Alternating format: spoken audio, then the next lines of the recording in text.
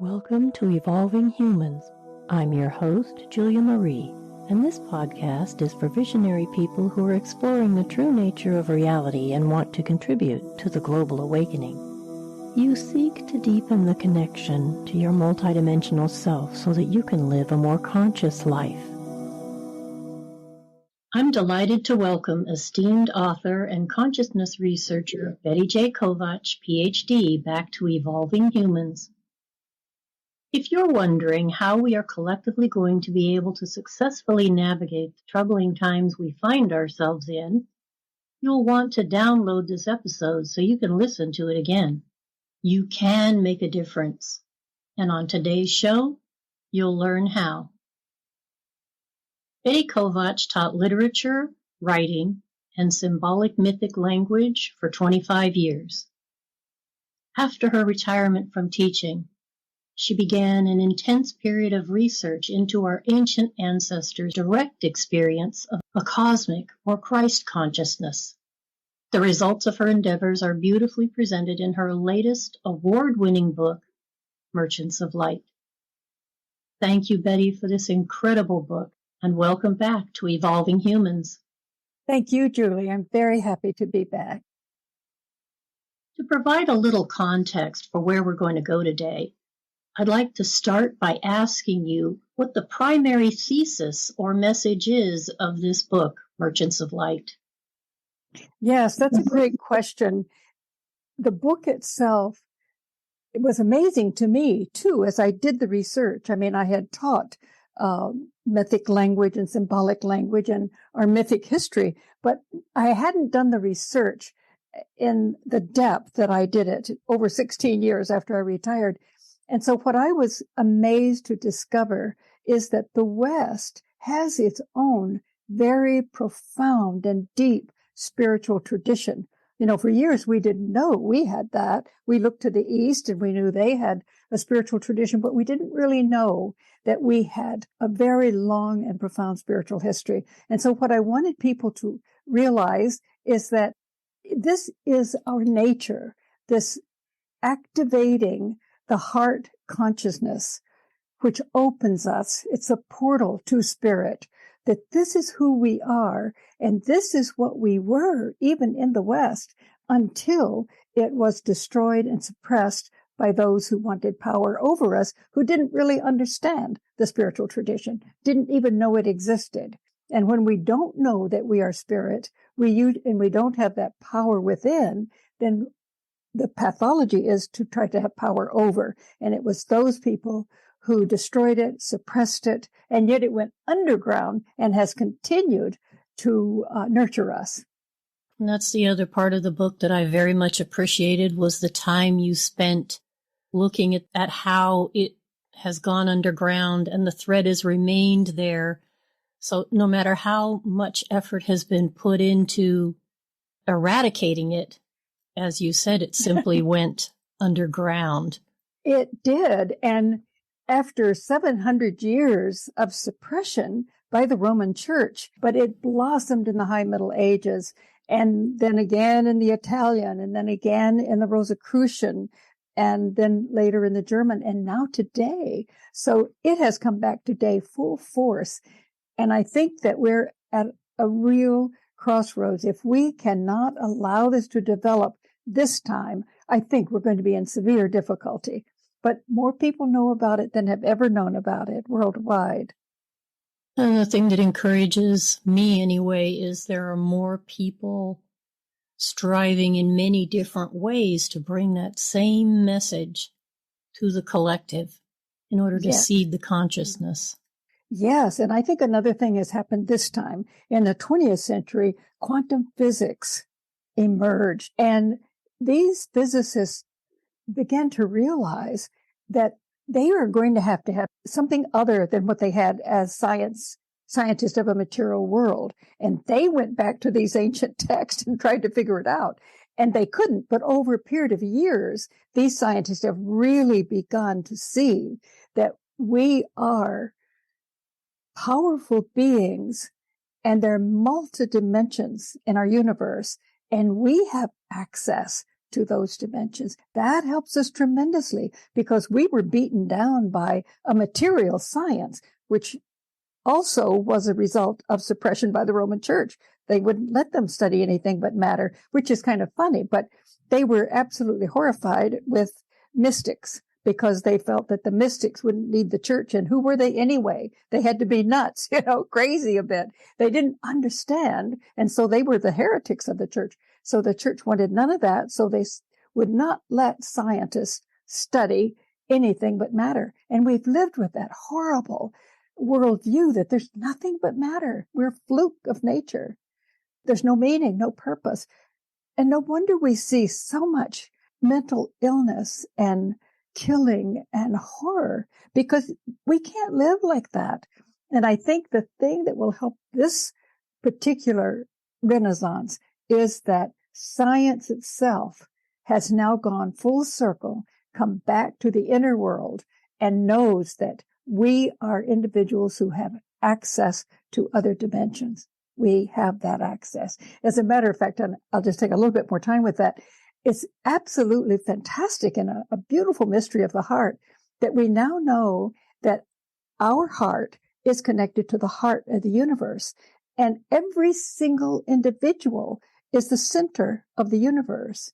And it looks as though we're like a nested set of dolls that there's the atom, and then there's the human being, and there's the planet and the solar system, the galaxy and the universe. We're it. We're right in that center.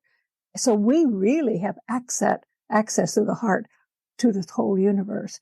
So civilization's goal should be to help us to know how to have that access, to open to that reality that we are. Well, although you answered my next question, I'm going to ask it again. Chapter 3 is all about the quantum field and some of the ways we have direct experience of this field, such as near-death experiences, spiritually transformative experiences, dreams, or visions, to name a few. What is your overall perception of what that quantum field is? Yes, it's so vast, it's hard to to answer. But the quantum field is described by scientists in a similar way that the mystics describe spirit. It's the field that contains all fields. And I was so delighted when I heard scientists say that our world is rooted in a world that is invisible, that we cannot see, but it is there nevertheless. But the kinds of descriptions of the quantum field, this quantum sea of knowledge, every field is in that field. It contains everything, and it records everything that's ever happened or is happening or will happen, and it has infinite capacity. Well, this is very much the way that mystics describe spirit. It's the source of who we are. It gives us birth, and we have access to that field. When I first started teaching, there would always be essays in the freshman year that science and religion can never come together. Well, of course, it is one. It's just different ways of perceiving that reality. Yes, and that's the blessing of us living in a time where science is forced to find a new model. Yes, it's true. And I think that it's such a vast, it puts the individual at the heart of the cosmos. And before, with material science, they said there's no effect that the individual can have on nature. Now we know if we just look at it, it changes. We are creators, and our ancestors wanted us to know 3 things: that we are immortal, divine, and creators. And now Jude Currivan, who is a cosmologist and physicist, has said, this makes us both the manifestation. We are the manifestation of this reality and co-creators with it. That's taken a long time for us to see ourselves in the incredibly divine, creative, immortal position that we are. We co-create with the universe. That's powerful. Yes, to understand that we are at cause and not necessarily a victim of the No, circumstances we experience. that's right. I think I talked about this last time, I'm not sure, that with the Deuteronomists, we know historically for sure that they inverted the story of this sacred tree because the tree was a powerful symbol of cosmic consciousness. You eat of the tree and you know who you are. And there are seals in Sumeria, 2500 BCE, which show this tree with the fruit and both the god and the goddess offering it. It is ours to eat when we are ready to become that conscious. But the Deuteronomists came, wanted to have power over for whatever reason. Maybe they were afraid and didn't know the inner life. But we now know through Margaret Barker's research that the first temple tradition was a shaman mystic tradition. They destroyed that, got rid of the wisdom literature, destroyed all of the beautiful symbols of the feminine, which is an image of the soul, the heart. And no longer was there the inner life. It was you follow the law. But they inverted this beautiful story that consciousness is there for us when we're ready to take it in, and made it forbidden. God in the Old Testament said you are not to eat it. If you do eat it, you'll be punished with death. Well, the tree actually gave the knowledge of immortality. And this God says, you'll die if you eat of it, and punish them when they did, and punished nature, and made us flawed and sinful, and exiled us from life, from the garden of life. This is the most heinous story imaginable. And whether we believed it or not, the images are imprinted on the Western psyche. We are worthless, flawed. But we're not flawed. Even the people today in technology, technocracy, want to remake us. They want to take over evolution. We need fixing. Well, it's still that same illness. No, we are that consciousness. But that was a powerful and horrible story to imprint on the Western psyche. And the Roman Church, almost 1,000 years later, kept it. They really perpetuated that story, that we are sinful and flawed, and we have to be saved by something outside ourselves. Well, once we go outside, we're no longer aware that we're in this little nested universe in which we're the center, because we can't do it if we go outside. But they then made the Jesus story, which was a renaissance, actually, of the shaman mystic First Temple tradition. He was a shaman mystic, and he taught a hidden tradition, which was how to go within and realize the Christ within.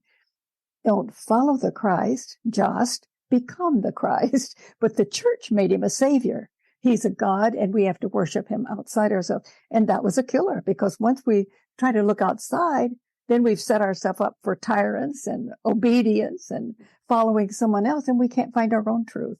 So that the West is, I would say the evolution of the West was thwarted by this suppression. Well, you say that Christ consciousness is our true heritage and evolutionary destiny. So what do you mean by that? Yes, for so long the church taught that Christ is a God outside ourselves. But once after the war, we found texts, the Nag Hammadi text in Egypt, that had been buried because the church had made it clear they would destroy them. There were many, many texts being used all over the area. And the church gradually constructed a canon of texts that supported their views. And here were texts that in Nag Hammadi, in which Jesus was very clear, I did not come to save you. I did not die to save you. I came to remind you who you are. You have forgotten. Of course we had forgotten, because it had been suppressed and we've been told the opposite. He said, if you will bring forth what is within you, it will save you. That's what saves you, that consciousness of who you are. And if you do not bring it forth, it will destroy you. He said, you are the light. You are from the light. Do not just follow the Christ, become the Christ. Well, the church did not want this, of course. That's why they wanted to destroy it. We didn't even have those texts until after World War II to know that here was a different Jesus. I mean, Jesus is beautiful in the texts that do exist in the Roman Catholic text, the Bible, but he's even more beautiful in the Nag Hammadi text because he knows who we are and he wants to help us to become that, to realize that. And there are even texts showing methods that he would teach, like the round dance, to help us to be able to trigger that opening to that consciousness. This is a wonderful, wonderful set of texts that throughout them they reveal who we are and that it is our nature to realize that. Throughout the book, you refer to a highly organized energy field of light that carries the blueprint for a new consciousness. I'm just curious, from your perspective, where does this highly organized energy field originate? Well, in another dimension, in spirit, but we are that too, but we have lost consciousness of it. And so it seems we continue to have experiences with this of merchants of light. And I came to realize that they are able to live in a higher frequency, but that we have, through our longing, our desperate longing for, and our ability to love, to want that life, to want that field, that we have now attracted it and brought that field of higher frequency to the earth. I was so amazed to find out that historically there is mention of merchants of light. When I was doing research on the Rosicrucian period and reading Francis Yates, who talks a very great deal about it, I had read that, but I'd totally forgotten. And after my husband was dead, I was going back through that while I was doing my research for the book. And there was again, merchants of light was a part of their knowledge. And of course, they talked about the Invisible College of Merchants of Light. And then I read in Graham Hancock that he had run across it in his research 2 or 3 times. I was just amazed. So gradually, though, I experienced more and I realized that the merchants of light is what they have called themselves out of this great matrix of light, that when we reach a certain period in our evolution and our longing, our absolute need for this love and this higher consciousness, that we draw them to the earth. And I had an experience in which a visionary experience in which I actually experienced. That was one of the most powerful visions I've ever had. And I didn't understand it because it was earlier. I was doing the ritual with 2 other women, and suddenly I saw this huge disc of light. My eyes were closed, and we were sitting in the floor of the circle, and this huge light of disc hovered over me, and out of it swirled a being, a woman, and she had a white square satin hat, and I could just see her to the waist, white satin, and of course the disc was round, so the round and the square is a mandala of wholeness. But that she began to sing through me. She said, "We are here. You have called us, and we are here." Then she said, "Your planet has called us, and we are here." It was such a profound experience. I thought, I was still in a doubting phase. That's before anyone had died, and I had that experience. And I thought, that's one thing I can't doubt. There's no way I could have made that up. She was so real. And I knew the disc was filled with this cosmic consciousness and that we had drawn that to the earth. And I saw how we had, through each individual who's longing for that light we became the anchor throughout all around the earth. And so I knew something profound had happened on the earth, that we had reached a point that we were no longer willing to live with all of the horror that we see today, that this is a huge renaissance of many people who are through with that life, and they are working in a higher frequency. And I think the merchants of light are that higher frequency. So they create this energy field. We have all created it together on the earth, and that allows a higher consciousness to be born on the earth too. and to survive. To me, it's a phenomenal thing, that I'm grateful for that experience. And I felt at the time that there were people experiencing that around the world. And later I read that in Aurobindo in India, in the ashram, that the mystics there had experienced that too. They had experienced it much earlier. And I think time is not the issue, but that they had, and that if we truly love from the heart, this energy will flow through us, that love is the key to everything. It's the opening of the door, of the portal. Do you remember offhand about what decade that was that you had that experience? I'm just curious. Yes, it was, let's see, I have it in the book. I think it was 89 or 90. And the mystics in India experienced it in the late 50s, I believe. Oh, I couldn't hear it. That it's very familiar to me that those two time frames, they make sense, because in the time of World War II, that call went out across the universe for more light to come. In the 50s is when we see evidence of that first wave of indigos started being born on the planet. All of that makes sense to me. In 1989, well, that was right after the harmonic convergence, when there was another resurgence. The beginning of the wave that I'm in, anyway, was in 1989. That's why I asked. It was around the same time I was activated. Wow. Yeah. That's amazing. Yeah, and I think we come in waves, that my husband had a vision in which he really felt that if we can do the work that is available for us to do, if we can do that, then the next wave will be able to do so much more. And that it's really a very intelligent plan, that the ones who have to do the early work and then the next work and the next work. And so there's a huge organized, you might say, plan for the earth. And I wouldn't have accepted that earlier, but I know it now, because on the other side, I experienced that it's the Earth Project, which is such a simple name, but I met someone who had had other experiences, and she told me the same thing. So I think that something magnificent is happening, and it must be magnificent, because the earth has such an illness of not knowing who they are, so much so that they're playing God in a sense that, well, we'll take over evolution now. We will transhumanize everybody and make you better.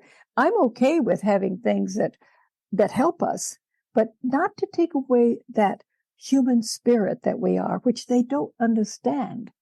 At least not any I've heard talking, because the whole, transhumanizing us through nanotechnology and medicine and so on, it could take away who we are, and that we can't let happen.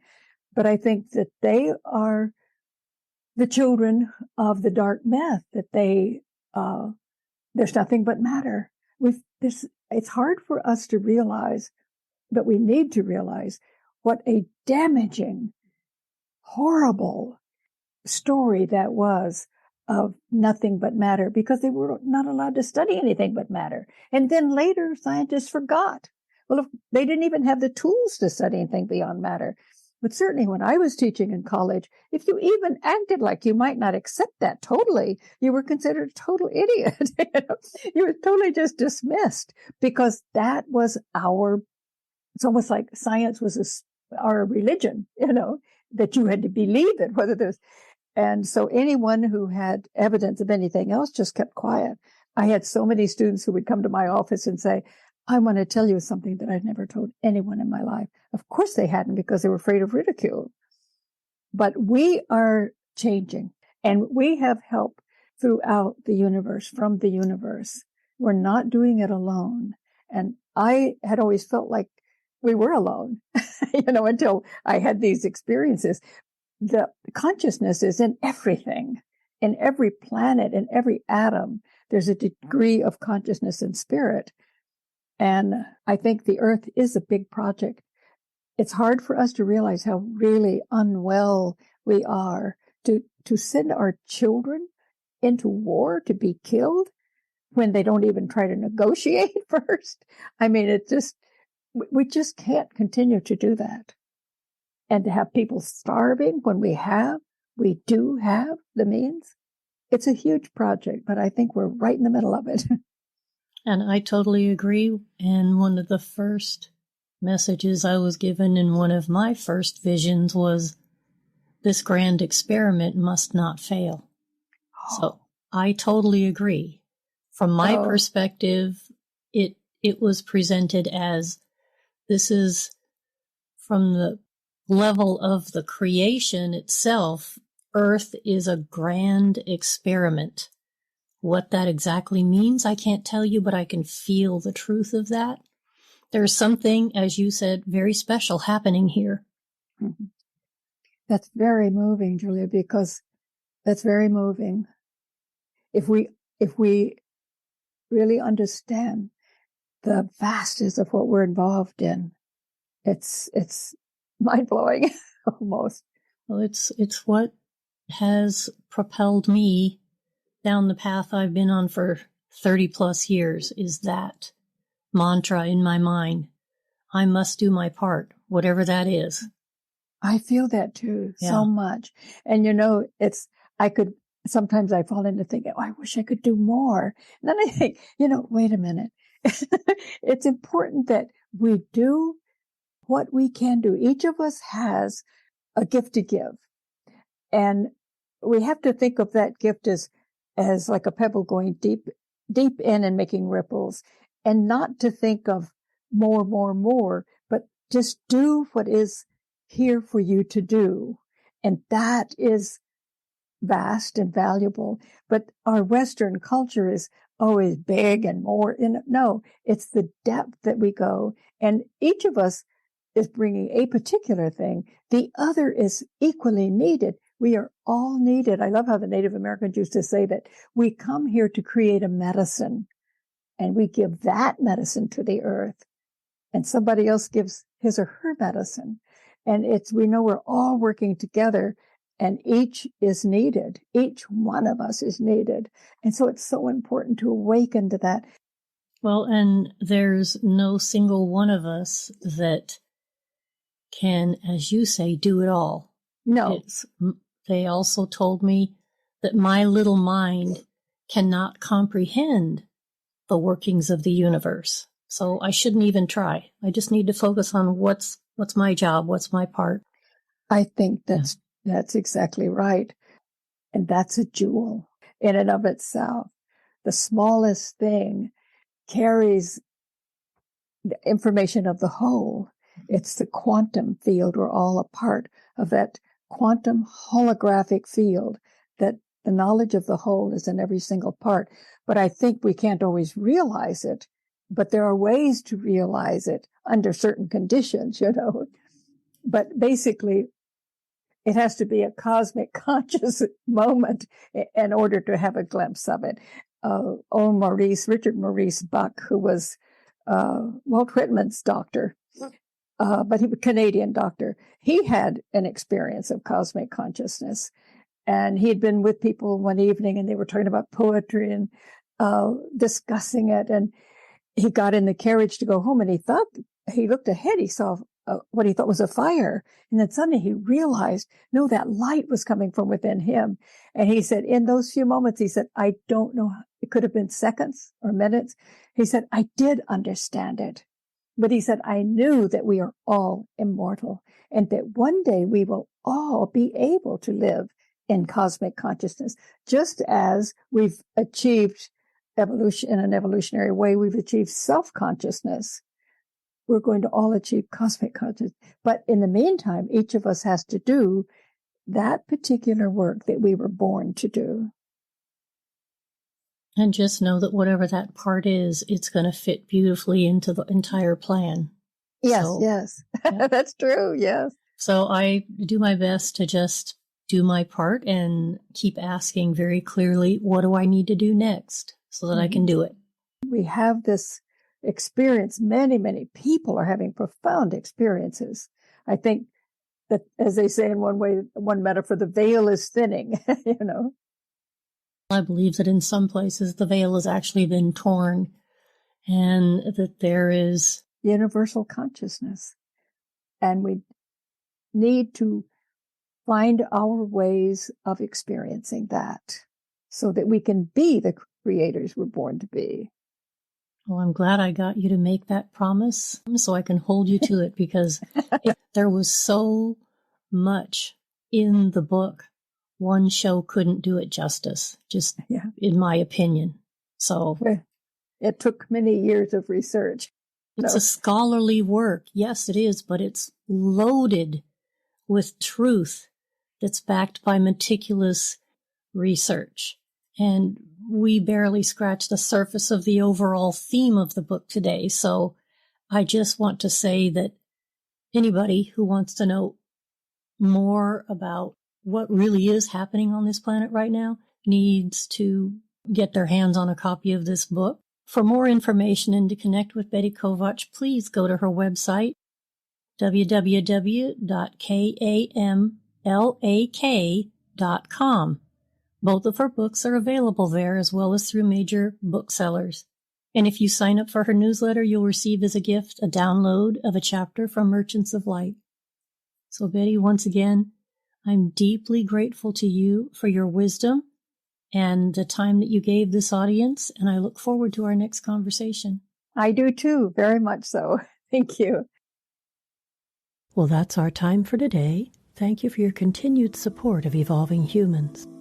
We're now on YouTube, so if you found value in this episode, please visit Evolving Humans with Julia Marie and like, subscribe, and share with at least 2 other people so that together we can bring more light to this world. As a YouTube subscriber, you'll receive notifications anytime new content drops. The channeling project is up, and meditations are coming soon, all to support your evolving journey. And now, here's a quote for you to ponder as you go about your day. Spiritual development is not an accomplishment, but a way of life. David R. Hawkins.